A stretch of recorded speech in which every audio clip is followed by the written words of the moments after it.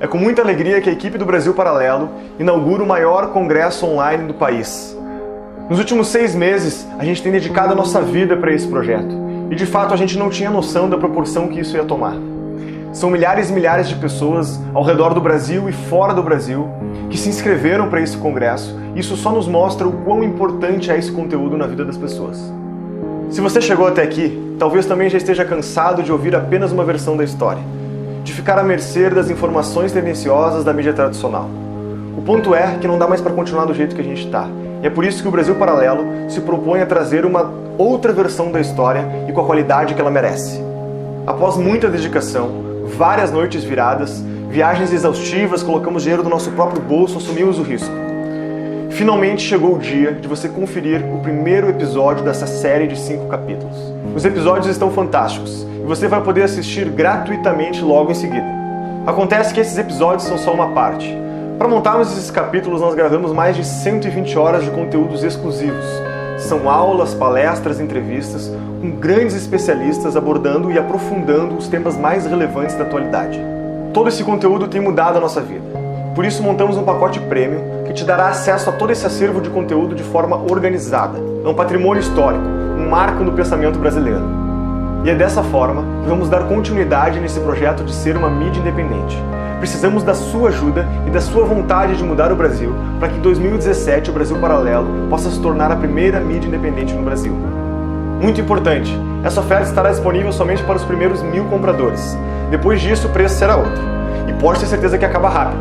Então se você quiser adquirir essas 120 horas de conteúdo exclusivo e ser um fundador da nova mídia independente no Brasil, compre agora o pacote Premium. Fique agora com o primeiro capítulo do Congresso Brasil Paralelo e até breve. –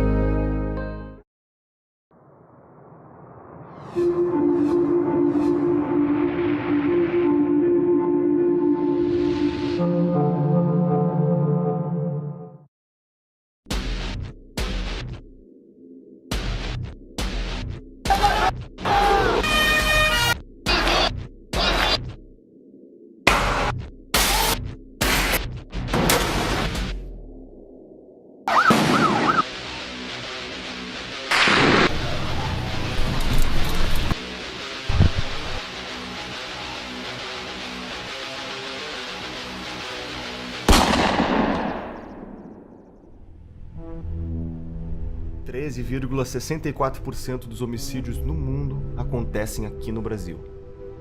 No ano em que recebemos as Olimpíadas, levantamos a medalha de ouro em número de homicídios, 59.627.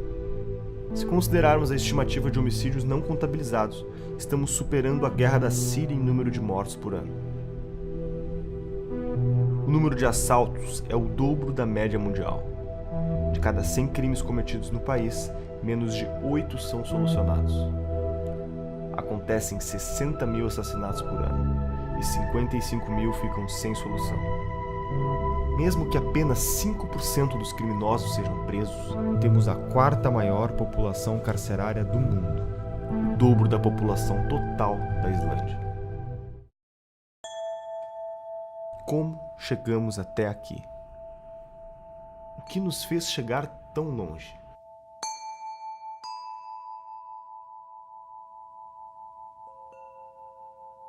Será que as coisas precisam ficar mais graves?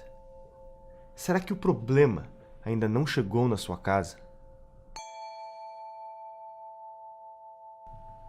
O que estamos fazendo de errado?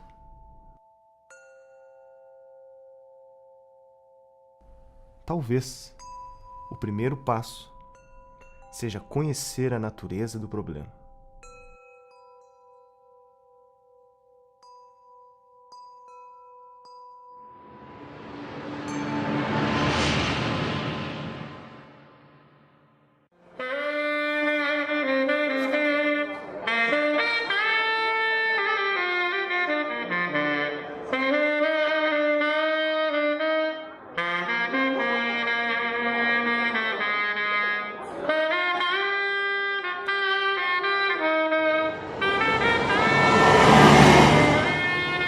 E nós pagamos um alto preço pela nossa missão.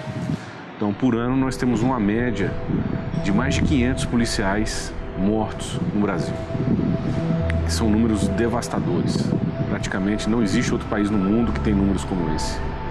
Para cada policial morto, nós usamos aquele estudo da Primeira Guerra Mundial, que para cada militar morto você tem 3 feridos graves sequelados.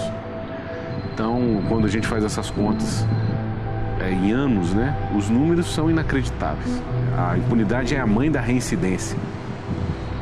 Então, nós temos hoje praticamente um índice de reincidência maior do mundo também. É uma coisa absurda. E isso traz consequências graves na vida de cada brasileiro. Não tem brasileiro hoje que não sofreu ou que não conhece uma pessoa próxima que não sofreu uma violência, que não sofreu um crime, seja de furto, seja de roubo, ou um acidente de carro. Então tem números em alguns lugares do Brasil, a audiência de custódia está liberando uma média de 80% dos presos em flagrante. Então o cenário hoje é esse. E na medida que o criminoso, nós temos casos, está até na internet, de bandidos que foram presos, bandido que foi preso 27 vezes pela Polícia Militar. E o que acontece? Quando você prende um criminoso e ele não cumpre a pena e ele tem essa sensação de impunidade, imediatamente ele vai partir para a reincidência do crime, só que tem um fator complicante nisso. Ele vai ficando, cada vez que ele é solto, mais violento e mais audaz. Em 2015, a arrecadação de impostos no Brasil foi de 1.982 bilhões de reais. Para onde foi esse dinheiro? 53,9% da arrecadação do Brasil vem das pessoas mais pobres, das pessoas que ganham até 2 salários mínimos. Então, a maioria da arrecadação do Estado vem dos mais pobres. E depois, para quem vai esse dinheiro, basta ver Bolsa BNDES e outras distorções tipo, que somados dão mais dinheiro que é saúde, educação, etc, etc. Então, na verdade, os ricos estão sendo financiados pelos pobres. Então você tem saneamento, transporte, educação, saúde, segurança, tudo que for público nisso, você está dentro disso, você está ferrado. Entendeu? Então você tem uma estrutura de um Estado que arrecada brutalmente e não devolve nada, ou seja, quem quiser ter disso tem que comprar de novo. Você tem que comprar a segurança da sua rua, você tem que comprar o transporte privado, a saúde privada, porque você não tem outra alternativa. O Estado não lhe dá nenhum refresco e quem não pode comprar vai ficar morando ali na África para todo sempre. Então você sempre precisa de escravos para sustentar essa casta que sempre existiu. A dinâmica política, a dinâmica de ideias e essa lógica arrecadatória do governo, a lógica de defender interesses organizados na sociedade, essa lógica que é um pouco reflexo da democracia de voto que a gente tem no Brasil, essa lógica massacra o pequeno. Como o governo brasileiro chegou ao ponto de ter a maior carga tributária do mundo, contando os impostos diretos e indiretos? É simples de explicar.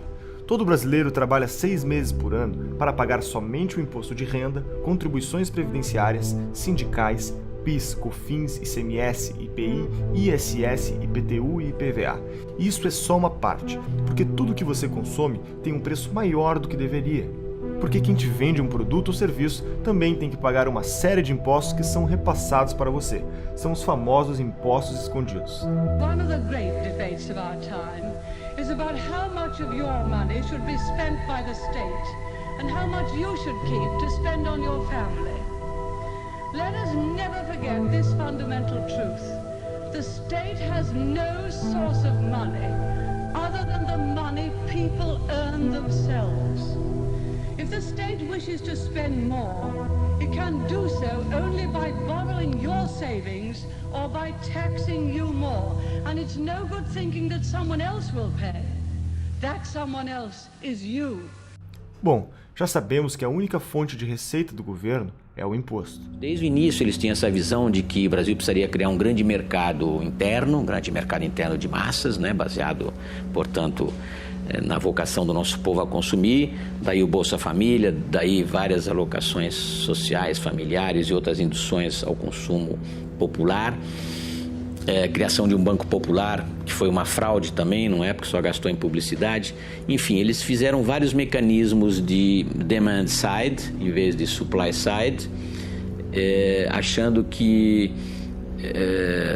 o aumento do crédito, ou seja, a disponibilidade de recursos na mão de consumidores iria fazer com que imediatamente a oferta aumentasse, né? Você então tem a típica política keynesiana, vamos abrir buraco, pagar o cara para abrir buraco, depois para fechar o buraco, com esse dinheiro ele vai comprar produtos e o capitalista então vai movimentar os seus espíritos animais, investir. E é uma equação que não funciona. Aliás, o multiplicador keynesiano é uma fraude em si, é uma fraude econômica. O keynesianismo nada mais é do que uma política anticíclica adaptada para período de crise, para tirar o país do ciclo depressivo e levantar. Então, aquilo é necessariamente temporário e emergencial. Na América Latina, o keynesianismo foi transformado em teoria do desenvolvimento pelo Raul Prebisch, né? E nos companheiros virou um mito do desenvolvimento, né? O Celso Furtado e outros. O keynesianismo virou o keynesianismo de botequim, como eu digo, e foi o que o Manteiga fez. O Manteiga é um típico keynesiano de botequim, então todas as políticas foram nesse sentido e deram errado, né? Deram errado porque não podiam dar certo, né? Quando você estimula a demanda sem ter a base suficiente dos investimentos, e os investimentos são fracos porque você tem necessariamente no Brasil uma taxa de poupança muito modesta, né? Mesmo juntando com a poupança externa, você não consegue mais de 20% do PIB, e você tem uma despoupança estatal muito grande, né? O Estado ele pratica aquilo que os economistas chamam de crowding out.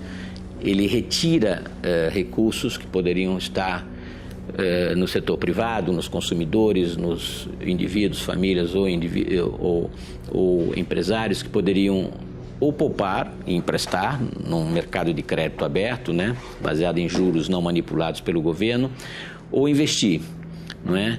Mas o mercado é muito concentrado no Brasil, mais de 40% do crédito é talvez concentrado nos bancos oficiais, não é? A consequência é: quanto mais dinheiro perdiam, mais dinheiro confiscavam. Quanto mais dinheiro gastavam, mais dinheiro imprimiam. Tudo para dar a impressão que estava tudo bem.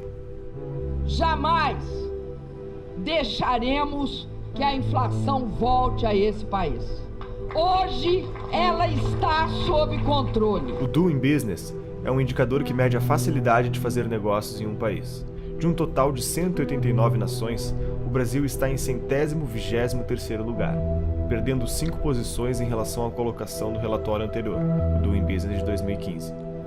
Os casos mais críticos são os procedimentos para abertura de empresas, em que estamos em 175º lugar.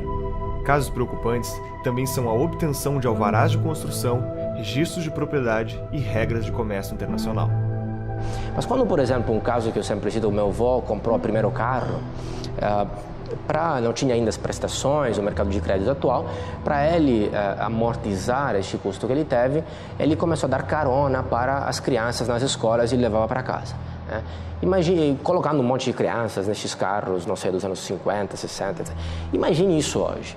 Seria proibido, seria processado por normas de segurança e coisas ainda mais complicadas. Então, basicamente, tudo que o pobre tenta fazer é proibido. Todas as profissões, ambulante, informal, é tudo proibido ou muito regulamentado. Então, ou ele fica na informalidade, aí é sujeito a abuso de poder, uso discricionário do poder, ele não sabe, talvez, na maioria dos casos, os próprios direitos perante a lei, ou ele fica desempregado, dependente de assistencialismo, ou ele fica no crime. Se ele entra no mercado formal como empresário, é muito caro, respeitando todas as regras que existem. O governo não devia entrar no campo da produção e do risco do empreendimento. O governo deveria, na realidade, criar as condições para que os empreendedores tenham sucesso. Porque o governo brasileiro, em particular, porque por essa nossa cultura, sei lá de onde nós trouxemos essa cultura de que o governo vai promover o desenvolvimento, isso não existe, né? O que existe no governo, que o governo devia ser um catalisador do sucesso de cada cidadão. e não simplesmente tentar fazer ele próprio, porque ele próprio se amarrou numa quantidade de leis superadas, antigas, complicadas, e não dá mais para gerenciar empresas, vamos dizer, estatais. No Brasil já não dá mais. As empresas que nós temos hoje ainda estatais, nós vemos que estão se debatendo com problemas que não deveriam existir, e mais num regime de fiscalização do que de produção. Dentro desse panorama, eu gostaria que cada um pensasse no exemplo que a natureza nos dá. A natureza está nos dizendo simplesmente que a padronização não funciona. Não existe duas pessoas iguais. Olhando para uma árvore, não há duas folhas iguais. Olhando para as árvores, não há duas árvores iguais. Quer dizer, não há 2 dias iguais. Essa ideia de padronizar através da legislação, como o governo procura fazer, que todos tenham as mesmas obrigações e as cumpram da mesma maneira, não funciona. Mesmo quando o governo decidiu nos numerar, ele nos numera diferentemente um do outro. Portanto, as diferenças estão aí.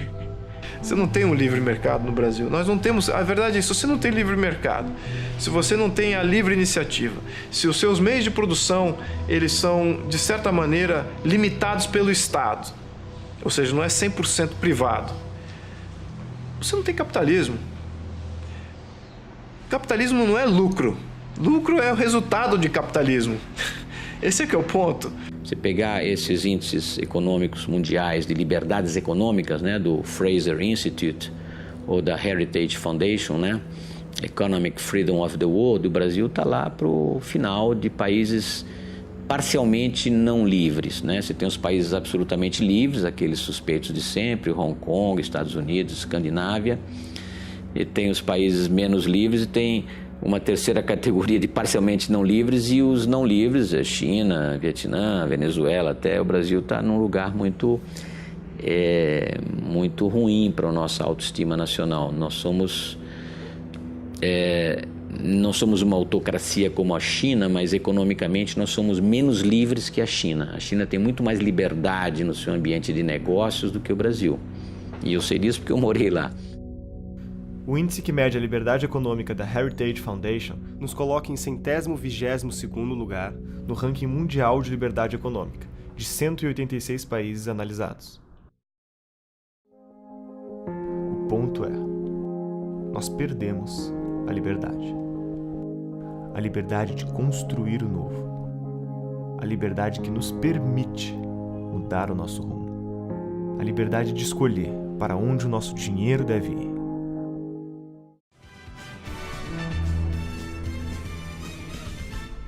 A economia brasileira teve uma queda de 3,8% no ano passado. É a maior recessão em 25 anos. Alta de quase 2% e fechou o dia cotado a R$ 4,05. E o que todos esses números traduzem é a realidade de milhões. Só este ano a moeda americana subiu mais de 52%. A taxa de desemprego no Brasil bateu um novo recorde. Muita gente nem seguro-desemprego tem mais. Uma decisão do presidente da Câmara, Eduardo Cunha, mexeu com o cenário político.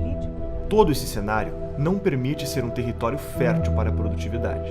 De acordo com a pesquisa da The Conference Board, precisamos de 4 brasileiros para equivaler à produtividade de 1 americano. Ou seja, demoramos 4 vezes mais para concluir um trabalho. Por que tanta ineficiência? Além de demorarmos 4 vezes mais para realizarmos a nossa produção, encontramos barreiras quase que intransponíveis na hora de fabricar nossa tecnologia.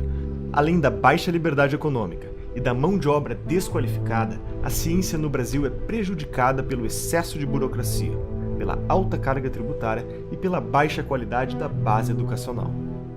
99% dos cientistas precisam importar materiais para suas pesquisas. Deles, 76% já perderam suas encomendas devido à demora de retenção na alfândega.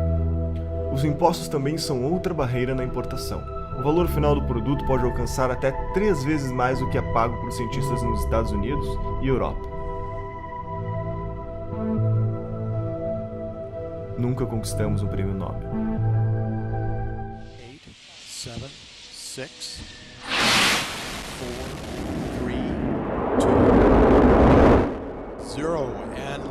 Existem 2 programas na Singularity. Existe o programa profissional, que é de 1 semana, que é para executivos e gente que paga. E existem os programas de 10 semanas, que são abertos para qualquer pessoa no planeta.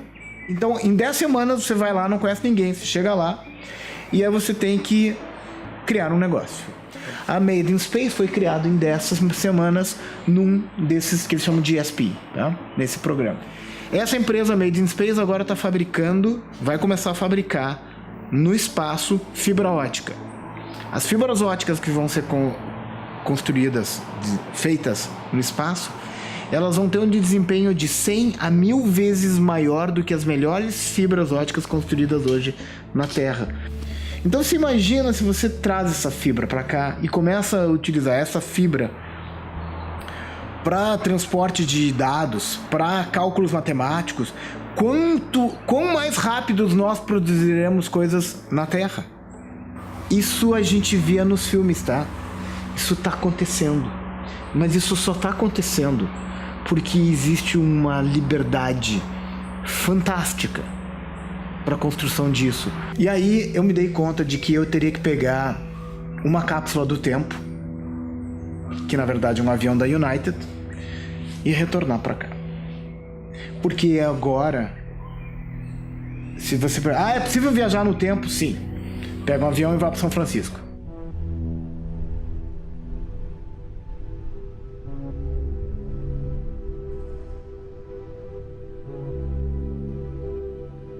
Estamos fazendo tudo errado em educação. Em economia dá para consertar em 2, 3 anos.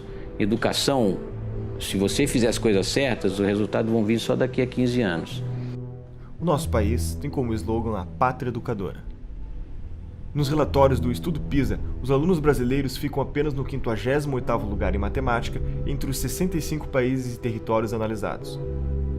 Apenas 0,8% dos alunos brasileiros atingem os níveis 5 e 6 nas disciplinas, que exigem análises complexas. Em Xangai, na China, primeiro do ranking em matemática, mais da metade dos estudantes integram os níveis 5 e 6 de alta performance.